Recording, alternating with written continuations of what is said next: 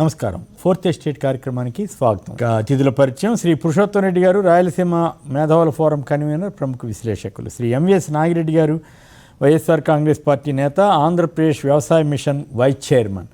శ్రీ పాక సత్యనారాయణ గారు, Bharatiya Janata party senior నేత. శ్రీ పిజె చంద్రశేఖర్ గారు, సిపిఐ సీనియర్ నేత, శాసన మండలి మాజీ సభ్యులు. ఇక ఆంధ్రప్రదేశ్లో ఈ ఏడాదికి కొత్త బడ్జెట్ను ప్రవేశపెట్టారు. ఇదంతా సంక్షేమానికి అత్యధిక ప్రాధాన్యత ఇచ్చిన బడ్జెట్గా, కరోనా వేళ ఈ రకమైన సాహసంగా నిర్ణయాలు తీసుకున్నారన్న వ్యాఖ్యలు వస్తున్నాయి. 90% పైగా మేనిఫెస్టోను అమలు చేసిన వైనం. అంతేకాకుండా విద్య, వైద్యం, ఆరోగ్యం ఇటువంటి వాటికి, వ్యవసాయానికి పెద్దపీట వేయాలన్న జగన్ గారి అభిప్రాయానికి అనుగుణంగా ఈ బడ్జెట్ ఉంది. సో అంతేకాకుండా ప్రధానంగా మార్చిలో ఓటర్ అకౌంట్ ఆర్డినెన్స్ జారీ చేసిన తర్వాత ఇప్పుడు పూర్తిస్థాయి బడ్జెట్ను ప్రవేశపెట్టాలి. 2,29,000 కోట్ల అంచనాతోటి బొగ్గన రాజేంద్ర ప్రసాద్ గారు, రాజేంద్రనాథ్ గారు ఆర్థిక శాఖ మంత్రులు ఆయన ఈ బడ్జెట్ను ప్రవేశపెట్టారు. బీసీ ఉప ప్రణాళికకు 28,237 కోట్లు, కాపు సంక్షేమానికి 3,300 కోట్లు, ఈబీసీలు అంటే ఆర్థికంగా వెనుకబడిన అగ్రకులాల వాళ్ళ కోసం 5,478 కోట్లు, బ్రాహ్మణుల కోసం 359 కోట్లు, ఎస్సీ సబ్ ప్లాన్కు 17,403 కోట్లు, ఎస్టీ సబ్ ప్లాన్కు 6,130 కోట్లు, ఇలా రకరకాల. అలాగే రైతు భరోసాకి, అలాగే రైతుల వైఎస్ఆర్ పెన్షన్ కానుకు సున్నా వడ్డీ చెల్లింపులు, ఇలా కీలకమైన ఆరోగ్య రంగానికి 13,840 కోట్లు రికార్డు స్థాయిలో పెట్టారు. సో వీటన్నిటి మీద మనం చర్చిద్దాం. ఈ బడ్జెట్ ఎలా ఉంది, మంచి చెడులు, లోటుపాట్లు ఏంటి, ఎంత బాగుంది, ఏం కదా. ముందుగా పురుషోత్తం రెడ్డి గారు, మీరు విశ్లేషించండి. బడ్జెట్ ఎలా ఉంది? సంక్షేమ రంగాలకి అత్యధిక ప్రాధాన్యత బడ్జెట్గా ఉందా? ఇంకా ఇతరత్రా ఉన్నటువంటి ప్లస్ పాయింట్లు ఏంటి? ఇంకా ఏమేమి ఉండాల్సింది? బడ్జెట్ తీరుచెన్నులపైన మీ అభిప్రాయం? ఒకటి, బడ్జెట్ సంబంధించినంత వరకు 2 అంశాల ప్రాతిపదికన బడ్జెట్ బాగుంది బాగాలేదని చెప్పచ్చు. ఒకటి, మనకు వస్తున్న ఆదాయం ఎంత, ఆ ఆదాయాన్ని ప్రాధాన్యత క్రమంలో ఎలా ఖర్చు పెడుతున్నాం, ఇదే ప్రాథమిక అంశంగా ఉండాలి. అయితే ఒకటి, రాష్ట్ర ప్రభుత్వం వరకు మొదటి నుంచి కూడా సంక్షేమ పథకాలపైన పారదర్శకంగా అర్హులైనందరి వారికి ఇవ్వాలనే తపన మొదటి నుంచి కూడా జగన్మోహన్ రెడ్డి గారిలో కనపడుతుంది. అది ప్రతి బడ్జెట్ లోనూ దాని కేటాయింపుల్లో స్పష్టత ఉంది. అంటే ప్రతి బడ్జెట్ లో కూడా దాని ఏదైతే ఎన్నికల మేనిఫెస్టోలో చెప్పారో పదే చెప్తున్నారు, వాటిని ప్రస్తావిస్తూ దాన్ని ముందుకు తీసుకెళ్లే ప్రయత్నం చేస్తున్నారు. ముఖ్యమంత్రి గారు ఒక కీలక ప్రకటన చేశారు. సంక్షేమ పథకాలను మనం ఏ ఉద్దేశంతో ప్రవేశపెట్టినా కరోనా సమయంలో అది చాలా బాగా ఉపయోగపడింది, ప్రజల్ని కాపాడిందని. మొదటి నుంచి నాలాంటి వాళ్ళు కూడా, నేను కూడా మొదటి నుంచి కూడా సంక్షేమ పథకాలకి అభివృద్ధి కార్యక్రమాల మధ్య బ్యాలెన్స్ తప్పకూడదు, ఎక్కువ సంక్షేమ పథకాలకు ఫోకస్ పెట్టకూడదని మాలాంటి వాళ్ళు కూడా ఈ సంక్షేమ పథకాలు ఏ పేరుతోన్నా పెట్టినవ్వండి, ఒక రైతు భరోసా మినహాయించి మిగిలిన అన్ని కూడా డైరెక్ట్ గా పేదలకే వెళ్తుంది. రైతు భరోసా అనేది రైతుల ప్రాతిపదికకి వెళ్తుంది. మిగిలిన అన్ని కూడా నేరుగా ఎవరైతే లోయర్ ఇన్కమ్ ఉన్నారో వాళ్ళకే వెళ్తుంది. కాబట్టి కరోనా టైంలో బాగా ఎఫెక్టెడ్ పీపుల్ ఎవరంటే వాళ్ళే. ఎందుకంటే ఆర్థిక స్తంభన జరిగింది, ఉపాధి కోల్పోయినారు, పనులకి అవకాశాలు లేని పరిస్థితి ఏర్పడిన నేపథ్యంలో వారికి నేరుగా కొన్ని దేశాలు, కొన్ని ప్రభుత్వాలు నేరుగా ఎకనామిక్ సపోర్ట్ ఇచ్చాయి. అమెరికా లాంటి దేశాల్లో డైరెక్ట్ గా కరోనా పేరుతో వచ్చినట్టు క్రైసిస్ ఎదుర్కోవడం కోసం ఇంటింటికి ఎంతో కొంత ఇచ్చే ప్రయత్నం చేశారు కొన్ని రాష్ట్రాలు వచ్చాయి. అంటే ఆంధ్రప్రదేశ్ ప్రభుత్వం పేర్లు ఏది పెట్టినా కూడా ఎవరైతే ఉపాధి కోల్పోతున్నారో వాళ్ళకి ఈ సంక్షేమ పథకాలు అందడం అనేది కరోనాలో ఒక మంచి ఉపయోగపడింది. కరోనా నుంచి ప్రజల్ని కాపాడే దాంట్లో ఒకటి వ్యాక్సినేషన్, ట్రీట్మెంట్ ఒకటైతే సాధారణంగా బతుకు తెరువు కోసం సమస్యగా మారిపోయింది. అది ఈ సంక్షేమ కార్యక్రమాల వల్ల సాధించబడింది. అది ఈ సంవత్సరం కొనసాగడం అనేది మంచిది. ఇది మొదటి అంశం. రెండో అంశం, అయితే ఇక్కడ సక్సెస్ ఫెయిల్యూర్ ఎక్కడి మీద ఆధారపడి ఉంటుంది. ఉదాహరణకు దాదాపు 2,30,000 కోట్ల రూపాయల బడ్జెట్ అంచనాలు ప్రవేశపెట్టారు. దీంట్లో 1,00,000 పైచిలుకు కోట్లు అడ్మినిస్ట్రేషన్ అమౌంట్ ఖర్చులకి, అదేవిధంగా మనకు అప్పులు ఒడ్డులు కలుపుకుంటే దాదాపు 1,00,000 కోట్ల రూపాయలు దానికి పోతుంది. మిగతా 1,30,000 కోట్లు మాత్రమే మనం రాష్ట్ర ప్రభుత్వం ప్రజలకు ఏ పేరుతో ఖర్చు పెట్టినా సాధ్యమవుతుంది. ఇందులో 60-70,000 కోట్ల రూపాయలు ముఖ్యమంత్రి గారు ప్రధానంగా బడ్జెట్ లో ప్రసంగంలో కానీ లాస్ట్ ఇయర్ సంక్షేమ క్యాలెండర్ లో కానీ చాలా స్పష్టంగా ఇచ్చారు. అది పోతుంది. అయితే మిగతాది ఏం చేస్తుంది? మిగతాది ఈ 50,000 కోట్ల రూపాయల అంచనా ఏదైతే వేశారో గ్రాంట్ ఇన్ సైడ్, అవి వస్తాయా? 100%. పొరపాటు దానికి తగ్గింది అనుకోండి అంచనాలు, ఎవరి మీద దేని మీద కోత పెట్టాల్సిన పరిస్థితి వస్తుంది. అదే అప్పులకు సంబంధించినంత వరకు మనకి ఎంత అనుకుంటున్నాం, ఎంత వస్తా ఉంది. కానీ ఆదాయం మనం అనుకున్న అంచనా ప్రకారం వస్తే ఇవన్నీ అట్లే కొనసాగుతాయి. అవి రాకపోతే రాష్ట్ర ప్రభుత్వ చేతిలో 1,20,000 కోట్లు ఎంతో ఉంది. మిగిలిన 1,00,000 కోట్ల పైచీలకు గ్రాంట్స్ అండ్ అప్పుల మీద మనం అసెస్మెంట్ చేస్తున్నాం. ఇది ఏమైనా తగ్గితే మాత్రం ప్రభుత్వానికి ఎఫెక్ట్ ఇచ్చే పరిస్థితి ఉంటుంది. అప్పుడు ప్రాధాన్యతలు మార్చుకోవాల్సి వస్తుంది. మూడో అంశం మేము మొదటి నుంచి కూడా జగన్మోహన్ రెడ్డి గారి ప్రభుత్వం నుంచి రాయలసీమ వాసులుగా ఆశిస్తున్నది వాటర్ ప్రాజెక్ట్స్ కి సంబంధించినంత వరకు. పోలవరానికి సంబంధించి చాలా క్లారిటీగానే ఉంది, అది మన కేంద్ర ప్రభుత్వం ఇస్తుంది, వీళ్ళు కడతారు, పాజిటివ్ జరుగుతుంది, ప్రతిపక్షాలు ఇతర ఆరోపణలు అర్థం లేదు. అది అనుకున్న టైంకు వాళ్ళు అనుకున్న ప్రకారం కేంద్ర ప్రభుత్వం ఇచ్చే సహకారంతో పూర్తి అవుతుంది. అయితే రాయలసీమ కీలక ప్రాజెక్టుల పరిష్కారానికి ఇప్పుడు ప్రభుత్వం SLP పోతుంది, స్పెషల్ పర్పస్ వెహికల్ కింద నిధులు తీసుకొచ్చే ప్రయత్నం చేస్తున్నారు. అది తప్ప ఇంకొక మార్గం బడ్జెట్ లో ఉండట్లేదు. ఆ రకంగా చూసినప్పుడు మేము ఆశించేది ప్రభుత్వాన్ని నుంచి ఆ SLP కింద మీకు లోన్లు రావాలంటే ఖచ్చితంగా ఇప్పుడు రాయలసీమ ఎత్తిపోతల పథకం ఇవన్నీ కూడా సాంకేతికంగా పర్మిషన్స్ లేవు, అవి రావు. కాబట్టి ప్రాజెక్టులు డిజైన్ లో గుండ్రేవుల, సిద్ధేశ్వరం, రాయలసీమ ప్రాజెక్టులు మా చిత్తూరు జిల్లాకు సంబంధించిన వరకు గండి మన సోమశిల నుంచి కడలేరు మేము ఏదైతే ప్లాన్ చేసామో వీటికి ప్లాన్ మార్చుకుంటే SLP కింద లోన్లు వచ్చే అవకాశం ఉంది. అలా చేయగలిగితే జగన్మోహన్ రెడ్డి గారి ప్రభుత్వం మీద ప్రత్యేకంగా మేము ఆశలు పెట్టుకున్నాం. ఎందుకంటే తెలుగుదేశం పార్టీ కార్పొరేషన్ పెట్టినట్టున్నారు కదా, నీటిపారుదల స్పెషల్ పర్పస్ వెహికల్ పేరుతో తీసుకొచ్చే దాంట్లో ఒక మంచి ఉంది. ఎందుకంటే చాలా మంది అప్పులు తీసి కడతారంటారు. మనకు ఆస్తులు అప్పులు ఒకటి వచ్చేసింది. జగన్మోహన్ రెడ్డి గారు 2 ఏళ్ల క్రితం ముఖ్యమంత్రి కాబట్టి అంతకుముందు అప్పులు ఉన్నాయి, ఆస్తులు ఉన్నాయి. దానికి అతీతంగా జగన్మోహన్ రెడ్డి గారు దాన్ని పక్కన పెట్టేసి నెట్టేసుకోవడానికి సాధ్యం కాదు, అదే కొనసాగింపుగానే ఉంటుంది. అలాంటప్పుడు ఇప్పుడున్న ఆర్థిక వనరుల్లో ఈ సంక్షేమ పథకాలు ఇవన్నీ కొనసాగిస్తూ ఇప్పుడున్న బడ్జెట్ లోనే మా రాయలసీమ ప్రాజెక్టులు కానీ ఉత్తరాంధ్ర మేజర్ ప్రాజెక్టులు సాధ్యం కాదు, కేటాయింపులు చేసి అది అబద్ధమే. కాబట్టి స్పెషల్ పర్పస్ వెహికల్ కింద పోవడం కరెక్ట్. అయితే స్పెషల్ పర్పస్ వెహికల్ కింద పోవాలంటే ఈ ప్రభుత్వం అనుకున్నటువంటి రాయలసీమ అయితే పోతులు ప్రభుత్వంతో సంబంధం లేకుండా తెలంగాణతో విభేదాలు ఉన్నాయి, సాంకేతిక లోన్లు రావు. కాబట్టి లోన్లు రావు కాబట్టి స్పెషల్ పర్పస్ వెహికల్ కింద మా విజ్ఞప్తి సిద్ధేశ్వరం, అదేవిధంగా గుండ్రేవుల, మా చిత్తూరు జిల్లాకు సంబంధించినంత వరకు ఏం చెప్పినట్టు సోమశిల ఈ ప్రాజెక్టులు మార్చుకుంటే SLP కింద లోన్లు వచ్చే అవకాశం. SLP లోన్లు ఒక సానుకూలత ఏముందంటే పర్ఫెక్ట్ గా డీల్ చేస్తే వస్తాయి. అయితే SLP కింద వచ్చే లోను దానికే ఖర్చు పెట్టాలి. చాలా సార్లు ఏం చేస్తాయంటే ప్రభుత్వాలు ఎందుకో SLP లోన్లు వేస్తాయి, దాన్ని జనరల్ బడ్జెట్ లో ఖర్చు పెట్టుకొని తమ రాజకీయ అవసరాలు తీర్చుకుంటుంటాయి. అందుకని జగన్మోహన్ రెడ్డి గారు రాయలసీమ డ్రింకింగ్ ప్రాజెక్ట్ సంబంధించి SLP తీసుకుంటున్నారు, ఉత్తరాంధ్రకు సంబంధించి స్పెసిఫిక్ SLP తీసుకుంటున్నారు అంటే మాకు లాభం. అయితే డిజైన్ మార్చుకుంటే మాత్రం మాకు లాభం అవుతుంది. అది స్పష్టత లేదు మాకు, రాష్ట్ర ప్రభుత్వం ఏ ఆలోచనతో తెలియదు. ఈ డిజైన్ మార్చుకోకపోతే మాత్రం మేము జగన్మోహన్ రెడ్డి గారి మీద పెట్టుకున్న ఆశలు నెరవేరం, అది కావాలని మేము కోరుకుంటున్నాం. రైట్. నాగిరెడ్డి గారు చెప్పండి, ఏ రకంగా ఈ బడ్జెట్ ప్రజోపయోగం ఏమిటి, వ్యవసాయం కానీ ఇతరత్ర ఆయా రంగాలకు ఇచ్చిన ప్రాధాన్యతలు ఏంటి? సార్ ఒక్కసారి అంటే రాష్ట్రంలో నడుస్తున్న పాండమిక్ సిచ్యుయేషన్ చూసినప్పుడు బడ్జెట్లోనే జగన్మోహన్ రెడ్డి గారు ఎప్పుడు కూడా అవాస్తవాల గురించి ఎప్పుడు చెప్పలేదు. అలాగే బడ్జెట్లో కూడా కేటాయింపులను ఎక్కడ కూడా కేటాయింపుల్లో 95% కేటాయింపులు అమలు చేస్తూనే వచ్చారు. ఒక్కసారి మనం చూస్తే 1920 మేము మొట్టమొదటి సంవత్సరం మా బడ్జెట్ 2,27,974 కోట్లు. అదే 2021 పాండమిక్ సిచ్యుయేషన్ స్టార్ట్ అవడం మూలంగా 2,24,289 కోట్లకు పడిపోయింది బడ్జెట్. అంటే 1.64% బడ్జెట్ బిఫోర్ లాస్ట్ ఇయర్ కంటే తగ్గిపోయింది. ఈ సంవత్సరం కూడా 2,29,779 కోట్లు 1920 కంటే ఓన్లీ 0.79% మాత్రమే పెరిగింది. అంటే జనరల్ గా సంవత్సరానికి కనీసం 7% పెరిగినా 15,000 కోట్లు బడ్జెట్ పెరగాలి, కానీ పెరగలేదు. ఈ పెరగని సిచ్యుయేషన్ లో కూడా ఫస్ట్ పాయింట్ లో వ్యవసాయానికి గన తీసుకుంటే 1920లో 12.66% వ్యవసాయానికి 28,866 కోట్లు కేటాయించారు, దరిదాపుగా ఖర్చు పెట్టారు. అలాగే 2021లో కేటాయింపు బడ్జెట్ తగ్గినప్పటికీ కూడా కేటాయింపు 12.97%, 29,159 కోట్లు కేటాయించారు, దరిదాపుగా ఖర్చు పెట్టారు. ఈ సంవత్సరం మళ్ళీ 13.6%, 31,256 కోట్లు ఈ సంవత్సరం కేటాయించారు. దీంట్లో వ్యవసాయానికి చెప్పిన కార్యక్రమాల్లో రైతు భరోసా, ఉచిత విద్యుత్, ఉచిత ఇన్సూరెన్స్, అలాగే ఏ ఒక్క కార్యక్రమము కూడా చెప్పిన కార్యక్రమం అనేది ఇంతవరకు ఆగల. చెప్పిన టయానికి ఎంత క్రైసిస్ వచ్చినా సరే ఆగిన పరిస్థితులు లేవు. అలాగే అన్ని రంగాల్లోనూ వాళ్ళ కేటాయింపుల్లో సాగునీటి రంగాలకి 13,238 కోట్లు కేటాయించారు. అది మేము సాగునీటి విషయంలో కూడా జగన్మోహన్ రెడ్డి గారు పాదయాత్రలో కానీ మా మేనిఫెస్టోలో కానీ ఎక్కడైతే హామీలు ఇచ్చారో ఆ హామీలన్నీ అమలుకి చిత్తశుద్ధితో పనిచేస్తున్నారు. అలాగే పబ్లిక్ లో ఇప్పుడు వారు చెప్పారు ఇంకేదైనా కోరికలు ఉండొచ్చు, అది మేమేమి తప్పంటలేదు, కానీ ఫస్ట్ ఇచ్చిన హామీ అమలు టాప్ ప్రయారిటీ కింద తీసుకుని అన్ని కార్యక్రమాలు కూడా తీసుకోవడం జరుగుతుంది.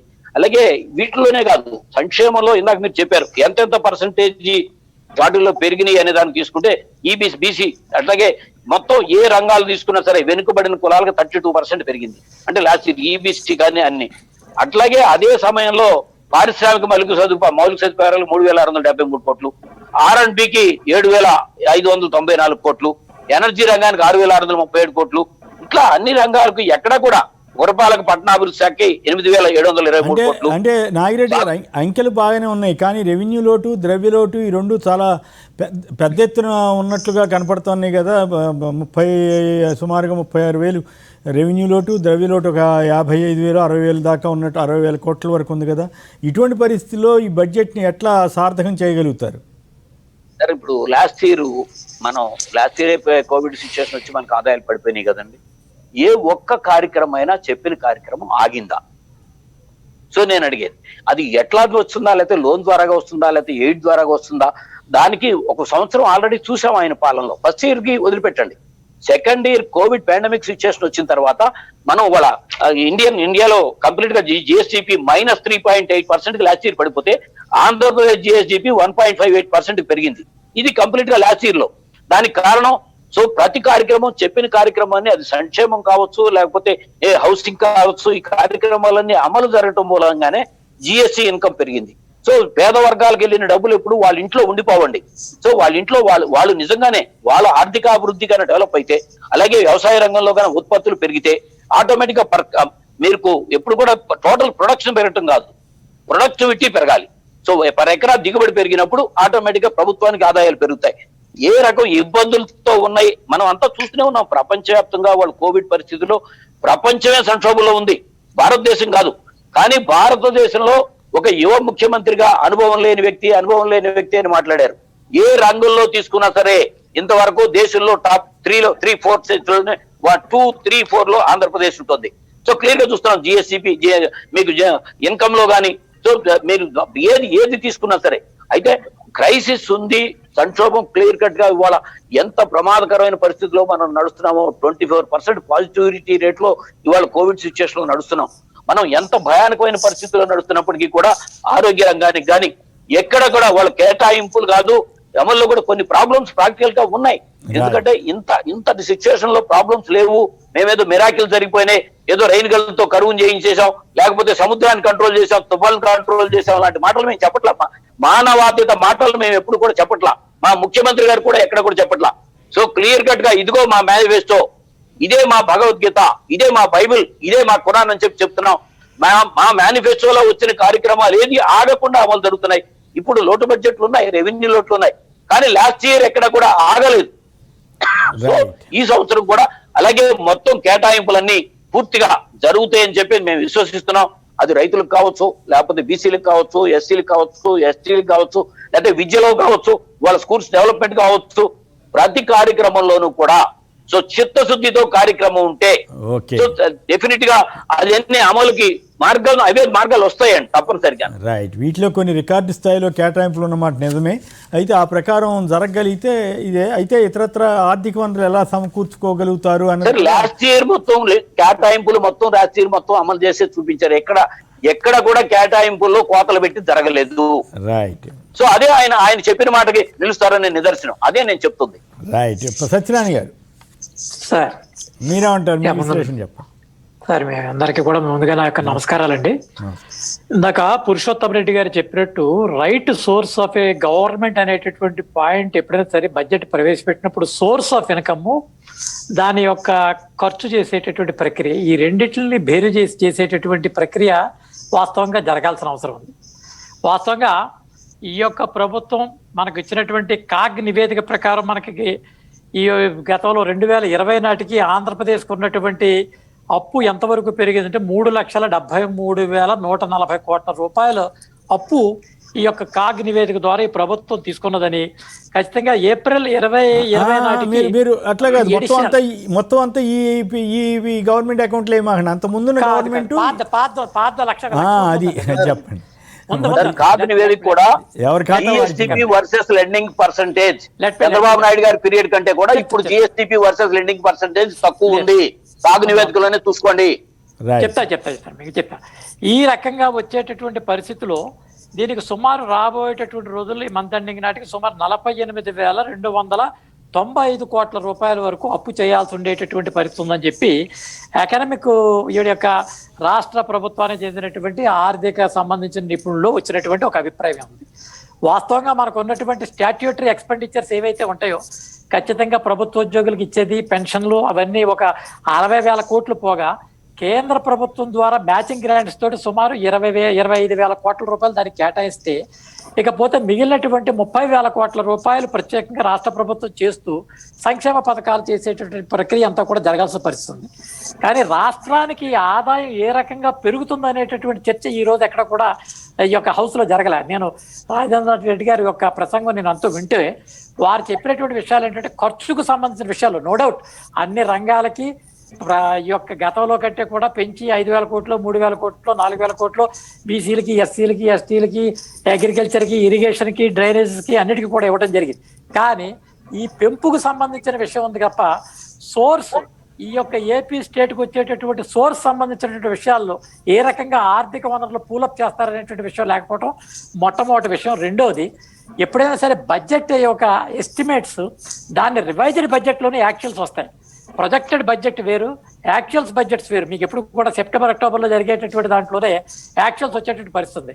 I'm sorry to say, Nagireddy గారు ఇందాక 70% అమలు జరిగేటువంటి పరిస్థితి. లాస్ట్ ఇయర్ బడ్జెట్ చూసినట్టయితే బీసీ కార్పొరేషన్కి ఇచ్చేటువంటి నిధుల్లో కానీ ఎస్సీ కార్పొరేషన్కి ఇచ్చే నిధుల్లో కానీ అన్ని కూడా కోత పడ్డాయి. చాలా వాటిలో ఇరిగేషన్ ప్రాజెక్టులు ఆశించిన మేరకు రాలేదు. ఆ డబ్బంతా కూడా అయితే దీన్ని కూడా మనం లాస్ట్ ఇయర్కి ఈ సంవత్సరానికి ఉన్నటువంటి తేడా ఏంటంటే మనం పారాడమిక్ సిచ్యుయేషన్ ఎదుర్కొన్న సందర్భంలో కొంత ఫండింగ్ మనం డైవర్ట్ చేయాల్సిన అవసరం వచ్చింది. ఎందుకంటే హెల్త్కి సంబంధించిన విషయాలు ప్రయారిటీ తీసుకున్నటువంటి సందర్భాల్లో దాని యొక్క ప్రాధాన్యత గణనీయంగా పెరగడం జరిగింది.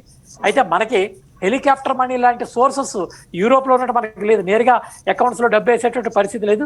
అయినప్పటికీ కొంత మేరకు దీనికి సంబంధించినటువంటి నిధులు పడి ఉన్న కారణంగా వాళ్ళకి యొక్క అకౌంట్లో డైరెక్ట్గా పడి ఉన్న కారణంగా కొంత మేరకు ఈ యొక్క ఆర్థిక పరిస్థితికి సంబంధించినటువంటి వెసులుబాటు సామాన్య ప్రజానికంలో కలపడం మనం దాని వాళ్ళకి అందరికీ కూడా ఇచ్చేటటువంటి పరిస్థితి జరిగింది.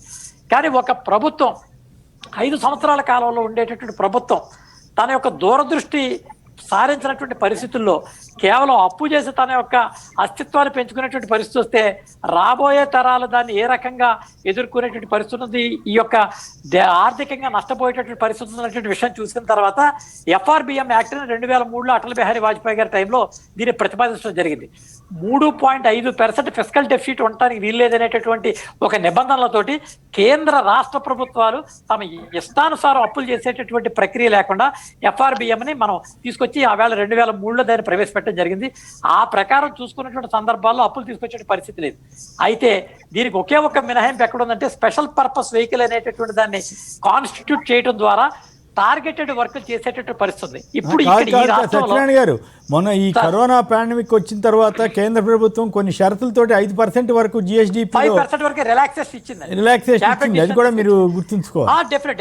కానీ ఇక్కడ జరిగినటువంటి పరిస్థితి మనం గత ఆగస్టులో మనకు వచ్చినటువంటి రెవెన్యూ ప్రాఫిట్ 4,550 కోట్లు మనకు ఆదాయం వస్తే 12,700 కోట్లు మనం ఖర్చు చేయడం జరిగింది.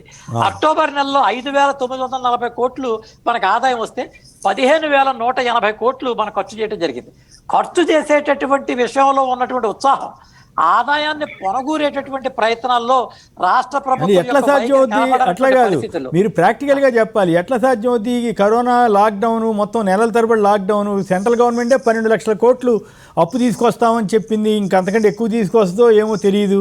సో మీరు ఓకే, మామూలు రోజుల్లో మీరు చెప్పిన పాయింట్ వర్తిస్తుంది. కానీ ఈ లాస్ట్ ఇయర్ కానీ ఈ ఏడాది కానీ మొత్తం కరోనా నేపథ్యంలో ఆదాయమే రాని పరిస్థితిలో అప్పులు చేయకపోతే లేదా ఇతరత్ర ఆదాయం సమకూర్చుకోకపోతే, మరి మీరే చెప్పారు పేదవాళ్ళకు ఉపయోగపడిందని. మరి పేదవాళ్ళకు ఉపయోగపడే విధంగా చేయాలంటే ఏదో రకంగా ఎత్తుక్కోవాలి కదా.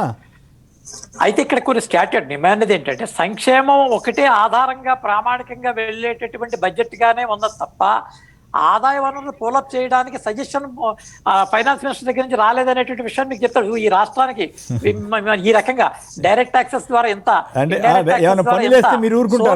ద్వారా ఎంత అనేటటువంటి పాయింట్ తోటి మనం రావాల్సినటువంటి సందర్భం. అది లేకుండా ఖర్చు చేయడానికి ఏముంటుంది? ఖర్చు చేయడానికి ఎవరైనా ఖర్చు చేయడానికి వారికి ఉన్నటువంటి ప్రాధాన్యత, వారి మనసులో ఉన్నటువంటి భావాలు బట్టి నవరత్నాలు ఎప్పుడైతే అనౌన్స్ చేశారో ఆయన కట్టుబడి ఉండి ఆయన పని ఆయన చేసుకెళ్తున్నాడు. కాబట్టి సహజంగా ఏమనుకుంటారు, నేను ఇచ్చిన మాటకి నేను కట్టుబడి ఉండి నా పని నేను చేసుకెళ్తున్నాను అనేటువంటి పాయింట్ వస్తుంది. కానీ స్థూలంగా ఆర్థిక పరిస్థితి ఎలాగ వెళ్ళబోతుంది? ఏపీ స్టేట్ కు వచ్చేటటువంటి వనరులు రాబోయేటటువంటి రోడ్లు ఇది ఒక వైట్ ఎలిఫెంట్ గా మారేటటువంటి పరిస్థితి వస్తే దీన్ని పూలప్ చేసుకునే పని. లాస్ట్ టైం నో డౌట్ ఈయనకేమీ నిలవతోటి చంద్రబాబు నాయుడు గారు అప్పచెప్పినటువంటి బడ్జెట్ కాదు, ఖచ్చితంగా అక్కడ చాలా లాస్ తోటి డెఫిసిట్ తోటి 100 కోట్ల బడ్జెట్ అప్పచెప్పారు. 100 కోట్లు అప్పచెప్పారు. దాని నుంచి పులప్ చేసుకొచ్చారు. నో డౌట్, అందులో అసలు అనుమానం లేదు. కానీ pooling up of the point వచ్చేటప్పటికి ఈ రకమైన ఒక్క నిమిషం మాట్లాడదు.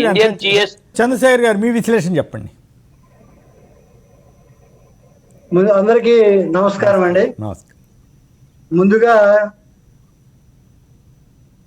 ప్రతిపక్షం అంటూ లేకుండా ఏకపక్షంగా బడ్జెట్ ని ప్రవేశపెట్టి ఒక రోజులోనే దాని మీద విస్తృతమైనటువంటి ప్రజాభిప్రాయాలు కానీ, ప్రతిపక్షాల అభిప్రాయాలు కానీ, ప్రజా సంఘాల అభిప్రాయాలు కానీ, మేధావుల అభిప్రాయాలు కానీ తీసుకోకుండా దీన్ని ఓట్ ఆన్ అకౌంట్ బడ్జెట్ తర్వాత రెగ్యులర్ బడ్జెట్ ని మూవ్ చేశారు. అది అయిపోయింది. కానీ ప్రజాస్వామికంగా చూసినప్పుడు ప్రతిపక్షం లేకుండా ఏకపక్షంగా ఇది జరపడం అనేటువంటిది ప్రతిపక్షం లేకుండా వీళ్ళేమన్నా బహిష్కరించారా? వాళ్ళంతటికి వాళ్ళు బహిష్కరించారా? వాళ్ళు వచ్చేటట్టుగా మీరు తప్పు పట్టాల్సింది కాదు. హైదరాబాద్ లో ఉన్న చంద్రబాబు నాయుడు గారి ఇంటికి వెళ్ళి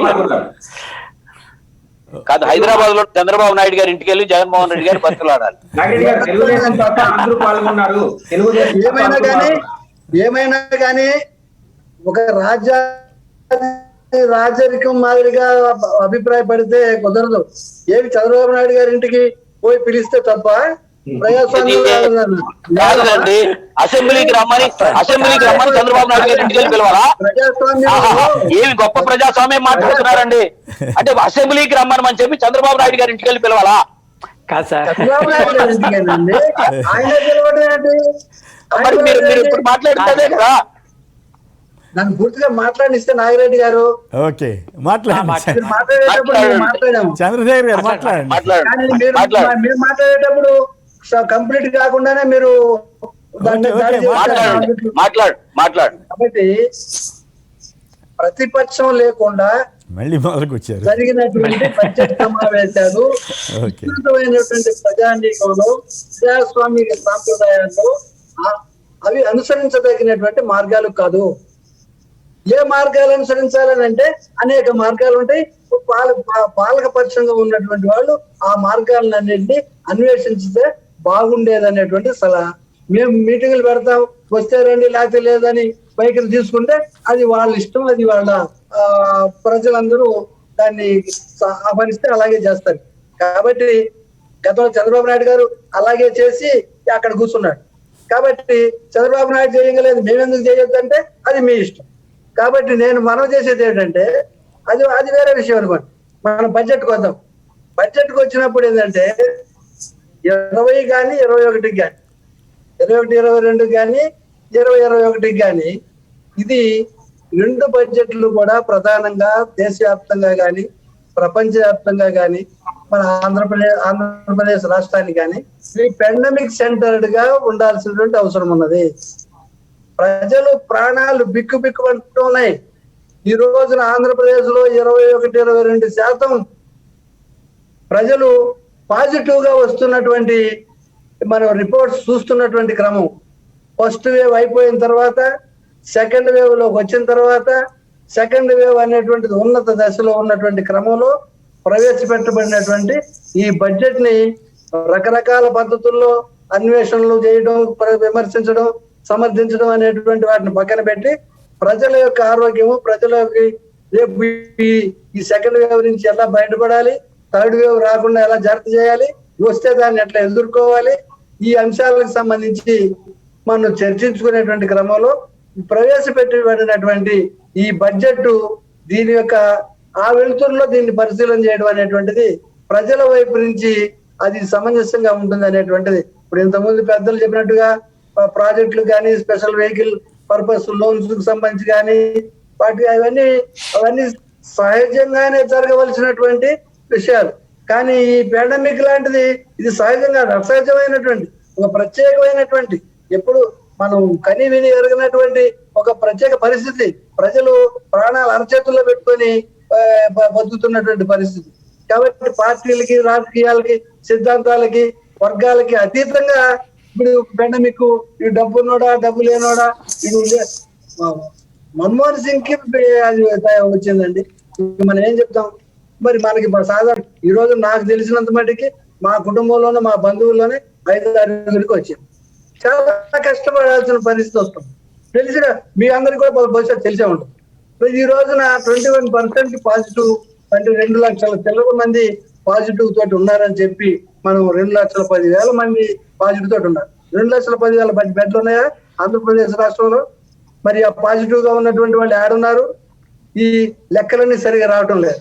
తర్వాత ఈ ఆరోగ్యానికి సంబంధించినంత వరకు ఎన్ని ప్రైమరీ హెల్త్ సెంటర్లు, ఎన్ని మన కమ్యూనిటీ హెల్త్ సెంటర్లు, లేదా అరేంజ్మెంట్స్, లేదా ఆక్సిజన్ సిలిండర్ సప్లై, వీటికి సంబంధించి ఎంత డబ్బు కేటాయించారు? ఈ డబ్బు సరిపోతుందా? 11,000 కోట్ల రూపాయలు ఏదైతే కేటాయించినారో అది ఆరోగ్యశ్రీగా ఉండి కార్పొరేట్ హాస్పిటల్లో చేరేటువంటి వాళ్ళకి ఇవ్వడానికి, లేకపోతే మిగతా వాటికైనా, లేక శాశ్వత ప్రాతిపదికన ఆరోగ్య వ్యవస్థని బలపరిచి కింది స్థాయి వరకు వెళ్ళి ప్రతి వ్యక్తికి వ్యాక్సిన్ వేయగలిగినటువంటి ఒక ప్రోగ్రామ్ ఆఫ్ యాక్షన్ ని, ప్లాన్ ని చేసి దానికి ఇంత డబ్బు ఖర్చు అవుతున్నది, దీన్ని ఇంత కేటాయిస్తున్నాము, ప్రజల యొక్క ప్రాణాలు ముందుగా పెడుతున్నాం అనేటువంటి చెప్పాలి. ఇది ఆయన నవరత్నాల్లో లేదు, ఎన్నికల వాగ్దానంలో లేదు, లేకపోతే ఇంకో దాంట్లో లేదు. అది ఎవరు ఊహించినటువంటి అంశం. కాబట్టి నా నవరత్నాల్లో లేదు కాబట్టి నేను దానికి ప్రాధాన్యత ఇయ్యనంటే కుదరదు కదా. దాని గురించి మనం చెప్పేసుకుంది ఏంటంటే, ఆరోగ్య రక్షణకు సంబంధించినటువంటి అత్యంత బలహీనమైనటువంటి వ్యవస్థ ఏదైతే ఉన్నదో ఆంధ్రప్రదేశ్ లో, దీన్ని ఎదుర్కోలేకపోతున్నటువంటి దుర్వ్యవస్థ ఏదైతే ఉన్నదో, దీని నుంచి బయటపడేదానికి అవసరమైనటువంటి ఇన్ఫ్రాస్ట్రక్చర్ అరేంజ్మెంట్స్ కావాల్సినటువంటి బడ్జెట్ కేటాయింపులు దీంట్లో సంపూర్ణంగా ఇంకా చేయవలసినటువంటి అవసరం ఉంది. ఆ వివరాలు దీంట్లో బడ్జెట్ లో నేను మొత్తం చూశాను. 40 పేజీల బడ్జెట్ లో ఆ వివరాలు ఏమన్నా సపరేట్ గా ఇస్తారేమన్నా, ఆ వివరాలు ఏమి ఇవ్వలేదు. 11,000 కోట్ల రూపాయలు సంఖ్య బాగానే ఉన్నది, కానీ ఎంతమంది కొత్త మంది డాక్టర్లను తీసుకుంటారు, ఎంతమంది ఎంప్లాయీస్ ని రిక్రూట్ చేస్తారు, ఎంతమంది హాస్పిటల్స్ ని ఎస్టాబ్లిష్ చేస్తారు, దీని మీద ఎంత ఖర్చు అవుతుంది అనేటువంటి వివరణ లేకపోవడం అనేటువంటిది దురదృష్టకరమైనటువంటి అంశం. తర్వాత ఇంకొకటి నేను మనవి చేయదలుచుకుంది ఏంటంటే, ఇది ప్రొజెక్టెడ్ అంచనా. ఇది ఈ బడ్జెట్ అంచనాలు మాత్రమే. అంచనా బడ్జెట్లు వ్యవహారం వేరే ఉంటుంది, యాక్చువల్ బడ్జెట్లు వ్యవహారం వేరే ఉంటుంది, మనకందరికీ తెలుసు. మీరు ఈ విషయాన్ని కనుక మనము 2021 బడ్జెట్ లో మన ప్రొజెక్టెడ్ బడ్జెట్, అంచనాల బడ్జెట్, లేకపోతే యాక్చువల్ బడ్జెట్ మనం కనుక చూసినట్టయితే మనకి ఎక్కడెక్కడి నుంచి ఎట్లా శాంక్షన్స్ అయినాయి, ఎట్లా తగ్గిపోయినాయి, ఎంత కట్ చేశారు అనేటువంటిది మనకు అర్థమవుతుంది. కాబట్టి ఇప్పుడు ఇది ప్రొజెక్టెడ్ బడ్జెట్ బ్రహ్మాండంగానే కనపడుతుంది. అందరూ లాస్ట్ ఇయర్ బ్రాహ్మణ కార్పొరేషన్ కో, ఎస్సీ కార్పొరేషన్ కో, ఎస్టీ కార్పొరేషన్ కి, లేకపోతే మైనారిటీస్ కి, వీటికి వాటికి, మత్స్య కార్మికులకి, రైతులకి, వ్యవసాయానికి ఇట్లా బడ్జెట్లు, ఈ స్టాండర్డ్ బడ్జెట్ ఒక ఫార్మేట్ ఉంటుంది. ఆ ఫార్మేట్ కి +5%, +2%, +1% ప్లస్ చేసుకుంటా, లేకపోతే అదే పద్ధతులు కొనసాగించుకుంటా చివరికి లాస్ట్ ఇయర్ బడ్జెట్ కంటే ఈ సంవత్సరం బడ్జెట్ ఒక 5 లక్షల కోట్ల రూపాయలు ఎక్కువ చేసేసి వచ్చారు. కానీ డబ్బు ఎక్కడి నుంచి వస్తారు? దీంట్లో లోన్ మనకి ఈ బడ్జెట్ లో మనకి జనరేట్ అవుతున్నటువంటి రెవెన్యూ ఎంత, మనకు వచ్చేటువంటి గ్రాంట్స్ ఏమిటి, మన కేంద్రం అవన్నీ పుస్తకంలో ఉంటాయి కదా. మీరు ఎమ్మెల్సీగా కూడా చేశారు కాదు చంద్రశేఖర్ గారు, మీరు ఎమ్మెల్సీగా కూడా చేశారు. అవన్నీ పుస్తకంలో బడ్జెట్ బ్రీఫ్ అని ఒక పుస్తకం ఇస్తారు, దాంట్లో అవన్నీ ఉంటాయి. ఈ ప్రసంగంలో ఉండవు. బడ్జెట్ ఇన్ బ్రీఫ్ అని వేరే ఒక పుస్తకం ఇస్తారు, దాంట్లో ఇవన్నీ 42 పుస్తకాలు చూశానండి. ఆయన 42 పేజీల కాగితాలు ఏదైతే ఇచ్చినాడో వాటన్నిటిని వివరించి చూసే చెప్తాను. ఈరోజు నా దగ్గర ఉన్నది. నేను మనం చేసేది ఏంటంటే, అది కాదు, మీరు రెవెన్యూ ఎంత, అదంతా ఇదంతా detailed information budget in brief అని ఒక పుస్తకం ఇస్తారు, దాంట్లో ఉంటాయి. అదే ఫైనాన్షియల్ సార్ కేఎస్ఆర్ గారు, ఫైనాన్షియల్ స్టేట్మెంట్ లోనే క్యాపిటల్ ఇన్వెస్ట్మెంట్ ఎంత, క్యాపిటల్ ఎక్స్పెండిచర్ ఎంత, ప్లాన్ బడ్జెట్ ఎంత, నాన్ ప్లాన్ చెప్పారండి, నేను విన్నాను. 48,000 కోట్లు 48,000 కోట్లు క్యాపిటల్ బడ్జెట్ అని చెప్పండి, నేను విన్నాను ఆయన. కాదు ఇప్పుడు మీరు కమ్యూనిస్ట్ నేతగా కాదు చంద్రశేఖర్ గారు ఫైనల్ గా మాట చెప్పండి. ఒక కమ్యూనిస్ట్ నేతగా ఒక్క నిమిషం అల్టిమేట్ గా మనం అప్పు చేసుకోవడన్నా చేసుకోవాలి, లేకపోతే బడ్జెట్ లో కోతలన్నా పెట్టుకోవాలి, లేకపోతే ఇంకో దాంట్లో నుంచి ఇంకో దాంట్లోకి స్కిప్ కావాల్సినటువంటి పరిస్థితికైనా రావచ్చు, లేకపోతే కేంద్రం ఆ మాత్రం కూడా సహకరించకుండా మొండి చేయగిన చూపిస్తే మనం చేతులు చేయాల్సిన పరిస్థితి రావచ్చు. కాబట్టి ఇటువంటి దయనీయమైనటువంటి పరిస్థితి రాకుండా ఉండాలని అంటే బడ్జెట్ వేసేటప్పుడు మనం ఏ విధంగా రెవెన్యూని ఇంప్రూవ్ చేసుకోగలము, ఈ during the period of budget రెవెన్యూని ఎట్లా ఎస్కలేట్ చేసుకోగలుగుతాము, సంపదను ఎలా సృష్టించగలుగుతాము, ఎంప్లాయ్మెంట్ ని ఎలా క్రియేట్ చేయగలుగుతాము. నాగిరెడ్డి గారు ఒక మంచి మాట చెప్పారు, బీద వాళ్ళకి ఇచ్చేటువంటి ప్రతి డబ్బు తిరిగి మార్కెట్ లోకి వస్తుంది, దాని మీద వచ్చేటువంటి ట్యాక్సులు కానీ దాని మీద వచ్చేటువంటి మళ్ళీ గవర్నమెంట్ కి రెవెన్యూ కిందకు వస్తుంది. కానీ ఆ రకంగా ట్రాన్స్ఫర్ చేసేటువంటి డబ్బు, బీదలకి ట్రాన్స్ఫర్ చేసేటువంటి డబ్బులో ఈ పాండమిక్ సందర్భంగా కేంద్ర ప్రభుత్వం మనిషిగా 5 కిలోల చొప్పున రైసు గోధుమలు ఇస్తానని చెప్పేది. సంతోషం. రాష్ట్ర ప్రభుత్వం ఏమిస్తున్నది? రాష్ట్ర ప్రభుత్వం ఆంధ్రప్రదేశ్ రాష్ట్రంలో ఎంతమంది మైగ్రెంట్ లేబర్ ఉన్నారు, ఇంటర్ డిస్ట్రిక్ట్ గాని ఇంటర్ స్టేట్ గాని, ఆ మైగ్రెంట్ లేబర్ కి మన రాష్ట్ర ప్రభుత్వం ఏమిస్తున్నది? లేకపోతే అసలు పని కోల్పోయి ఇంట్లోనే కూర్చున్నటువంటి దాదాపు 1 కోటి మంది అసంఘటిత రంగంలో ఉన్నటువంటి కార్మికులకి విషయాలు చెబుతున్నారు మీరు. కాదు చంద్రశేఖర్ గారు, మీరు రొటీన్ గా చెప్పే విషయాలు చెబుతున్నారు.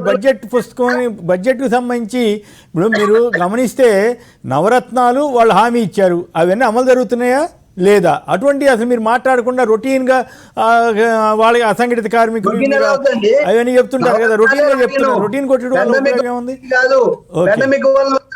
నిరుద్యోగం రొటీన్ కాదు, పాండమిక్ వల్ల వచ్చినటువంటి మరణాలు రొటీన్ కాదు, పాండమిక్ వల్ల వచ్చినటువంటి నిరుద్యోగం రొటీన్ కాదు. అవన్నీ తెలిసి కూడా మీరు డబ్బు ఖర్చు పెట్టిన తీరు కదా. దీనికి అటాక్ చేయాల్సినటువంటి కాదు అవన్నీ తెలిసి కూడా అవన్నీ తెలిసి కూడా మీరు విమర్శలు చేస్తున్నారు కదా. కవర్ చేసుకోవడం అంతా బాగుంది అనుకోవడం, అంతా బాగుందని నేను అనమలేదు. కానీ మంచి ఏమిటి చెడు ఏమిటి, దీంట్లో లోపాలు ఏంటి చెప్పమంటే మీరు రొటీన్ గా అసంఘటిత కార్మికులని అదని ఇదని మామూలుగా ప్రతి సంవత్సరం మాట్లాడే విషయాలే మాట్లాడుతున్నారు. అసంఘటిత రంగ కార్మికులకి అందరికి ఒకరికి ఒక 4 నెలల పాటు 5 నెలల పాటు ఒక 4,000 5,000 ఇవ్వండి. కేంద్రం కదా, కేంద్రాన్ని అడగారు. 4,000 రూపాయలు ప్రతి అసంఘటిత రంగ కార్మికుడికి ప్రతి నెల ఇస్తున్నారు.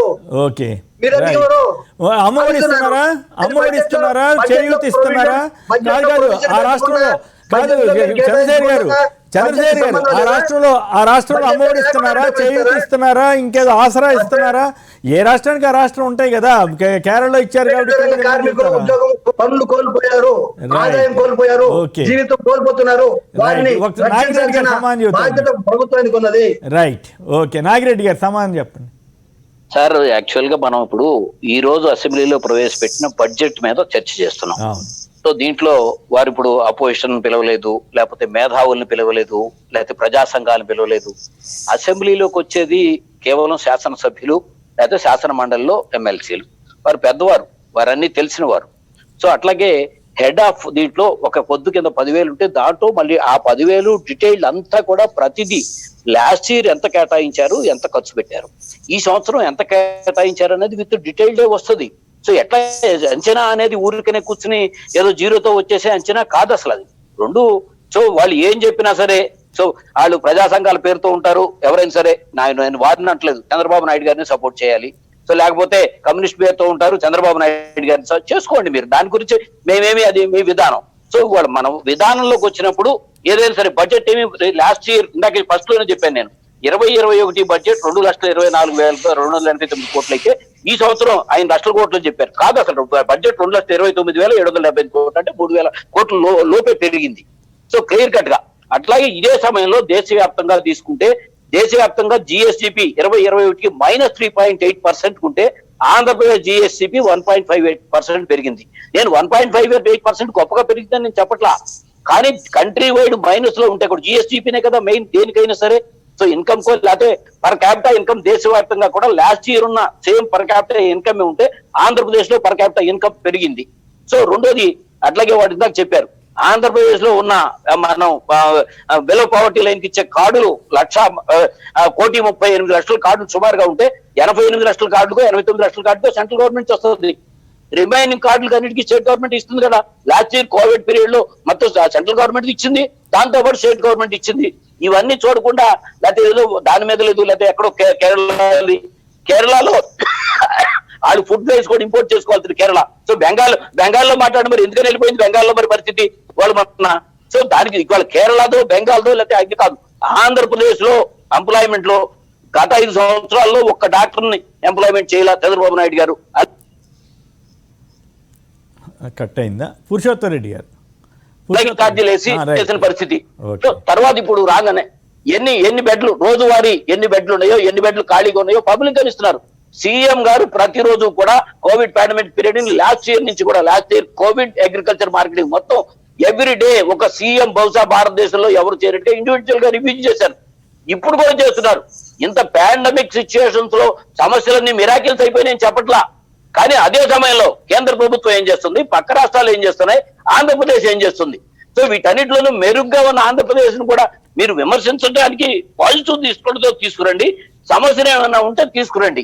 అంతేగాని అలా కాకుండా సో ఊరికనే సో కేంద్ర ప్రభుత్వం నుంచి మేము ఇప్పటికీ కూడా సో ఒక ముఖ్యమంత్రి గారు లేకపోతే మాట్లాడితే జగన్మోహన్ రెడ్డి గారు డైరెక్ట్ గా ఈ పాండమిక్ సిచ్యువేషన్ లో మనం విమర్శించుకోవటం కాదు. సో ఫెడరల్ వ్యవస్థలో ప్రధానమంత్రి గారికి మనమంతా కూడా government of India, government of Andhra Pradesh అని చెప్పారు. సో దాన్ని కూడా ఇక్కడికి వచ్చేటికి కేంద్ర ప్రభుత్వం నుంచి ఒక ఇవ్వమనండి మాకు ఇంకో 30,000 కోట్లు ఇస్తే లోటు బడ్జెట్ ఇవ్వాల్సింది ఇవ్వాలి కదా ఇస్తే మేము అయినా ఈ టైంలో అటువంటిది మాట్లాడటల్లా.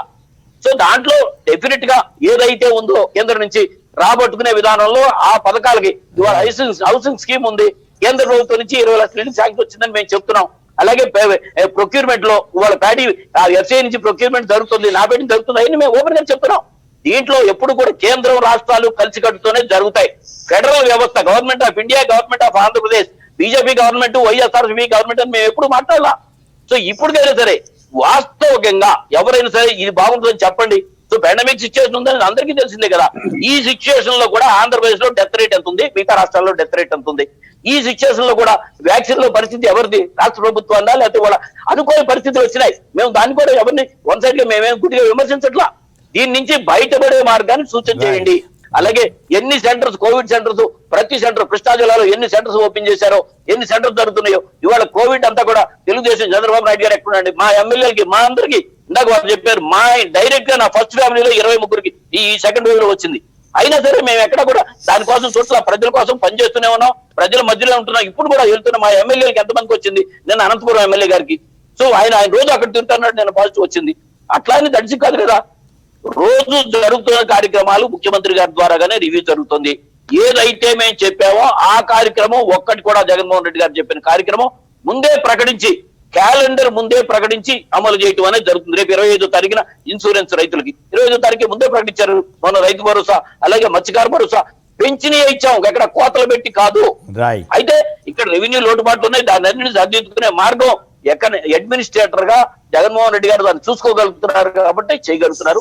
రాబోయే సంవత్సరానికి కూడా ఇంత క్రిటికల్ పీరియడ్ లో కూడా ఏ ఒక్క కార్యక్రమం ఆగకుండా రాష్ట్ర ప్రజలు వాళ్ళు ఏదో చెప్తున్నారు. మరి మన లోకల్ బాడీస్ ఎన్నికల్లో కూడా ఇవాళ 2 సంవత్సరాలు పాలన తర్వాత మళ్ళీ జగన్మోహన్ రెడ్డి గారికి అపోజిషన్ పార్టీ మీద వ్యతిరేకంగా ఓట్లేశారు. జగన్మోహన్ రెడ్డి గారికి అనుకూలంతో మా జగన్మోహన్ రెడ్డి గారు మా అన్న పాలన కావాలని వేశారు, కనిపిస్తానే ఉంది కదా.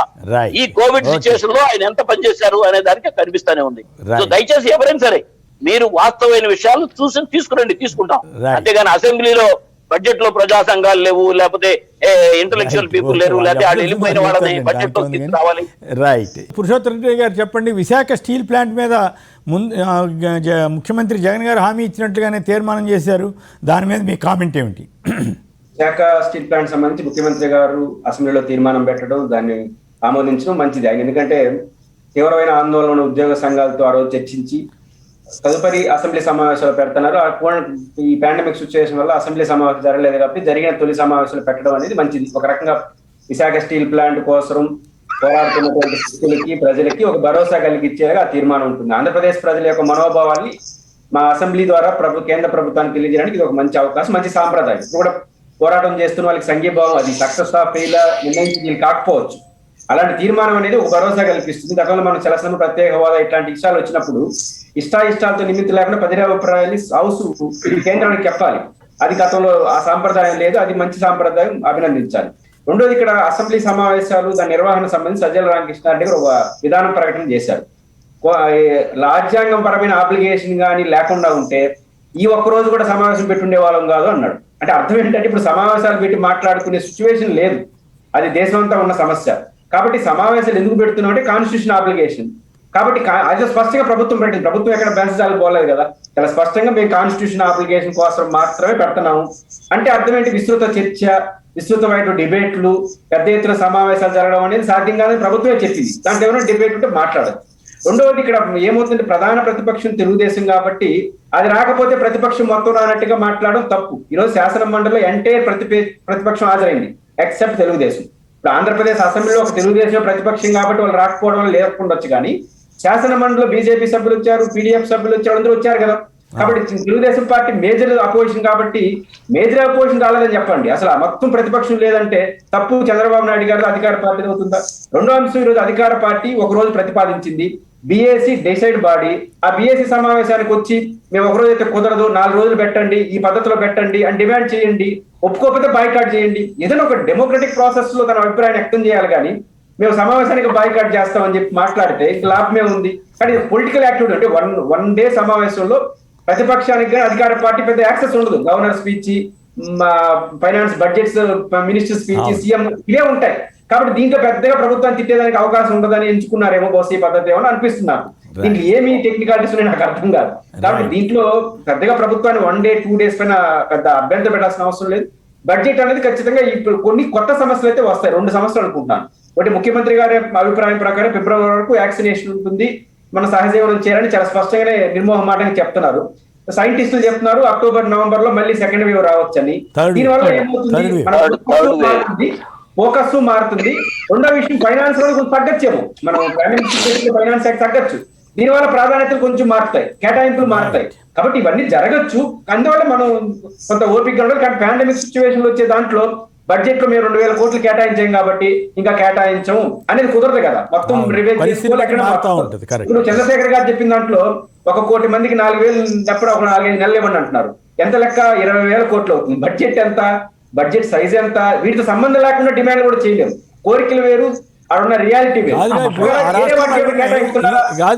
రెడ్డి గారు, ఈ రాష్ట్రంలో అమ్మఒడని, చేయూత్ అని, 18,500 కాపు నేస్తమని, ఇంకో నేస్తమని ఇవన్నీ ఇప్పుడు 10,000 చొప్పున ఇస్తున్నారు కదా డ్రైవర్లకి, అట్లాగే మత్స్యకారులకి, ఇట్లా చాలా మందికి రకరకాల వర్గాలకి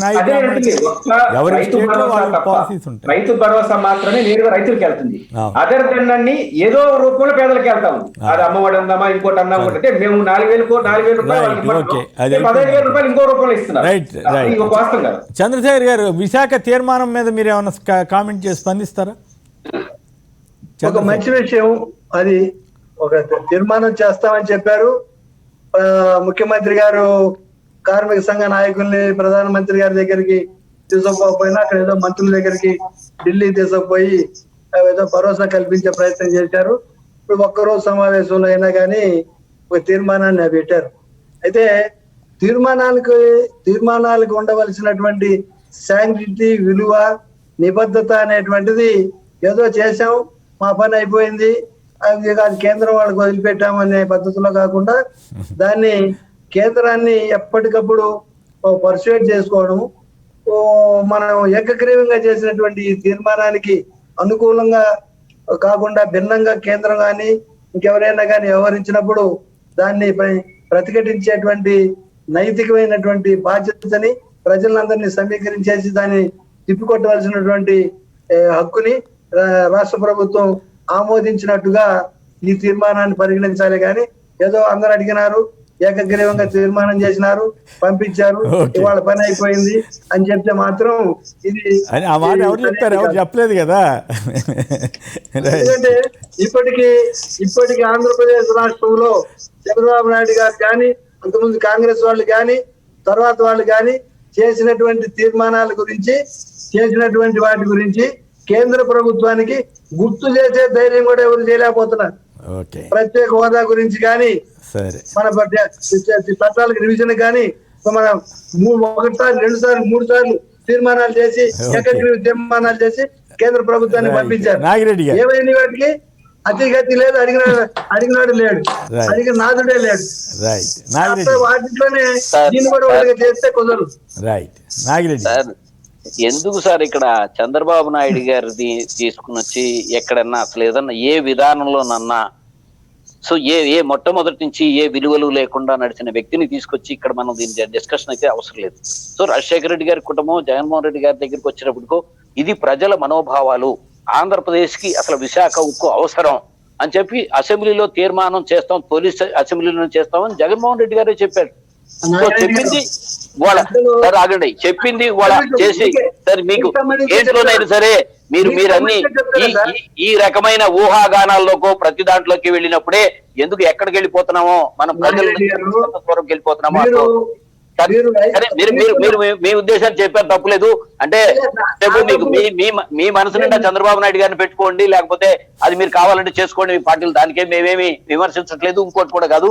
సో లాస్ట్ ఇదిలోకి వచ్చేటప్పటికే సో కంప్లీట్ గా ఆ కమ్యూనిస్ట్ నాయకులు మధు గారిని, రామకృష్ణ గారిని ఎన్ని కేసులు పెట్టి ఎత్తి జీవులో పడేసి తీసుకెళ్లిన పరిస్థితులు ఇవాళ అవన్నీ మళ్ళీ మర్చిపోయి ఇవాళ ఏదేదో దానికి ఇందులోకి వచ్చిన తర్వాత కూడా మేము అందుకనే అసలు దాని గురించి జగన్మోహన్ రెడ్డి గారు మాట్లాడలేదు. మేము చేసే కార్యక్రమం మొట్టమొదటి అసెంబ్లీలో తీర్మానం చేస్తామని చెప్పి జగన్మోహన్ రెడ్డి గారు చెప్పారు. ఒక్క రోజే అసెంబ్లీ అయినప్పటికీ కూడా చేశారు.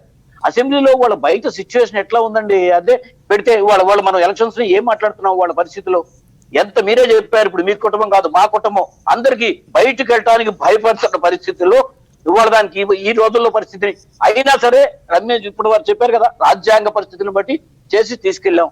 రేపు తప్పనిసరిగా రాబోయే రోజుల్లో విశాఖ ఉక్కు అనేది ఆంధ్రప్రదేశ్ లో ప్రజల గౌరవం, మనోభావం, అలాగే ఆంధ్రప్రదేశ్ రాష్ట్రానికి అవసరం. దాని విషయంలో మేము రాజీ పడతామనే మాట ఎక్కడ కూడా అవసరం లేని మాట.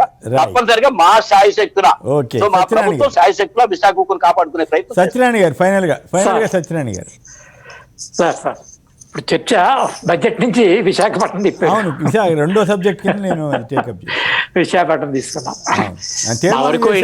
మీ రియాక్షన్ చెప్పండి. ఇప్పుడు వీళ్ళందరూ మాట్లాడారు కదా, అందరూ ఆంధ్రుల ఆత్మ గౌరవం కూడా తీర్మానంలో పెట్టారు. మీరు ఆత్మగౌరవాన్ని కాపాడతారా వదిలేస్తారా? అసలు విశాఖపట్నం స్టీల్ ప్లాంట్ అక్కడి నుంచి షిఫ్ట్ చేస్తామని కానీ మూత వేస్తామని కానీ బీజేపీ ఏం చెప్పలేదండి. విశాఖపట్నం యొక్క మేనేజ్మెంట్ ప్రభుత్వ ఆధీనంలో ఉండాలా, ప్రైవేట్ యాజమాన్యంలోకి వెళ్ళాలన్నది రెండు పాయింట్లు ఇక్కడ.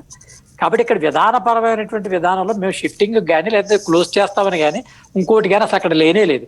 అయితే ప్రతిపక్షాలు దీనికి సంబంధించినటువంటి విషయంలో ఒక సెంటిమెంట్ రేస్ చేసి బీజేపీని టార్గెట్ చేసేటటువంటి ప్రయత్నం చేస్తుంది. ముఖ్యంగా ఈ యొక్క సంఘటిత కార్మిక రంగాల నేపథ్యంలో వండుకున్నటువంటి వామపక్ష భావజాల పార్టీలు దానికి సంబంధించినటువంటి విషయాన్ని తీసుకుని వచ్చి మాపై టార్గెట్ చేస్తాం తప్ప మేమేమి అక్కడ ఫ్యాక్టరీ దాన్ని క్లోజ్ చేయడం లేదు, అక్కడి నుంచి మార్చట్లేదు. ఆ మిగిలినటువంటి ఫ్యాక్టరీలు పొందినటువంటి లాభాలు ఈ ఫ్యాక్టరీ పొందేటటువంటి పరిస్థితి లేని కారణంగా దాన్ని లాభదాయకంలో తీసుకెళ్లి అది ఒక మరి భారతదేశ ఆర్థిక వ్యవస్థకి పెద్ద కుదిబండ కాకుండా చూసేటటువంటి ప్రయత్నంలో భాగంగా జరిగేటటువంటి విషయం తప్ప ఈ యొక్క వేదిక ద్వారా మీ ద్వారా మేము సమాజం తెలియజేసేది విశాఖపట్నం స్టీల్ ప్లాంట్ క్లోజ్ చేయం, షిఫ్ట్ చేయం, అక్కడే ఉంటుంది. ప్రభుత్వ పరంగానే నడపండి అని కాదు ప్రభుత్వ పరంగానే నడపండి అని ముఖ్యమంత్రి గారు ఒక లెటర్ రాశారు ప్రైమ్ మినిస్టర్కి. దాంట్లో కొన్ని ఆల్టర్నేటివ్స్ కూడా సూచించారు. వాటిని పాటించే అవకాశం ఉంటే పని చేయొచ్చు కదా. అంటే ఇది పాలసీ వచ్చి కేవలం విశాఖపట్నం స్టీల్ ప్లాంట్ కి సంబంధించినటువంటి పాలసీ కాదు కదండి. ఇది డిజిన్వెస్ట్మెంట్ పాలసీలో ఇది ఒక స్థూలంగా మ్యాక్రో లెవెల్లో చూసే అంటే తీర్మానాన్ని పట్టించుకోరా మీరు? మైక్రో లెవెల్ కేంద్రం కానీ తీర్మానాన్ని పట్టించుకోరా? పట్టించుకుంటే వారి దృష్టిలో ఆ రకంగా చేయడం వల్ల లాభదాయకం వారు అనుకుంటున్నారు. మా దృష్టిలో మేము దాన్ని ప్రైవేట్ చేయడం వల్ల ఈ భారత ఆర్థిక వ్యవస్థకి లాభం మేము అనుకుంటున్నాం. దీనికి ఇందులో తేడాలు ఏమన్నా? చెప్పండి. సార్ ఓన్లీ 1 పాయింట్ చెప్పండి. So privatisation big success story అని చంద్రబాబు నాయుడు గారు 2003లో పుస్తకం వేసి ఆయన అమ్మేసిన ప్రైవేటైజేషన్ అమ్మిన షుగర్ ఫ్యాక్టరీలు కానీ లేకపోతే కోఆపరేటివ్ కానీ ఏమైనాయో మనం ప్రైవేటైజేషన్ ప్రైవేటైజేషనే అది మార్గం అనుకునే మార్గం దగ్గర కాదు. ప్రజల మనోభావాలు దాని ఏముందో అన్ని ప్రైవేటైజేషన్ ప్రజలకు అప్పచెప్పేటప్పుడు ఇంకా పాలన కూడా మనం ఇంకా ముఖ్యమంత్రులు ప్రధానమంత్రులు లేకుండా పురుషోత్తం రెడ్డి గారు, ఎంఎస్ నాగిరెడ్డి గారు, పాక సత్యనారాయణ గారు, పిజే చంద్రశేఖర్ గారు అందరూ కూడా ధన్యవాదాలు. ఇది నేటి 4th ఎస్టేట్ కార్యక్రమం. నమస్కారం.